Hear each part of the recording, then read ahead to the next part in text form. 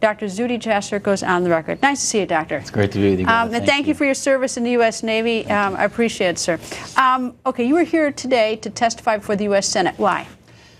Well, due to the courage of Senator Cruz, who has finally insisted that our Congress and President Obama administration address why they've ignored the language, why there's been a purging of the language of jihad, Islamism, Salafism, the ideology that threatens us, and this is why we're continuing to lose, is our analysts, those who are called upon to protect us, aren't even able to look at the minds. We're supposed to somehow predict violent extremism, and what I testified about was, as a Muslim who loves my faith in this month of Ramadan, the reason I took time to come here and testify is there's actually nothing that demonizes us more than preventing reform from happening, preventing the reformists from acknowledging that we have a problem within the House of Islam. That's not Islamophobic, that's not bigoted, it's actually tough love, and that's what we need. And our government so far has been willfully negligent and blind, and has actually been helping the regimes around the world that want to look at Islam as having a PR problem. All right, President Obama won't say radical Islam.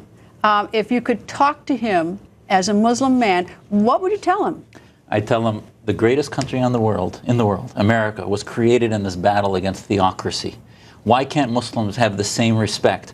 Don't treat us with the bigotry of low expectations. Shift the axis of center of gravity of the Department of Homeland Security from this vague, nebulous countering violent extremism to countering violent Islamism. Then the Islamist theocratic mentality of Nidal Hassan, of the Chattanooga shooter, of the couple in San Bernardino, the homophobia of Omar Mateen would have been predicted as being a precursor to the violent homophobia, the violent anti-Semitism. But as long as we hold them only accountable to countering violent extremism, we're going to continue to miss the precursors that are obvious. And by the way, I tell them, stop listening to our so-called allies, the Saudis and the Iranians, who are actually cauldrons that brew these militants. All right, why do you think the president won't say radical Islam?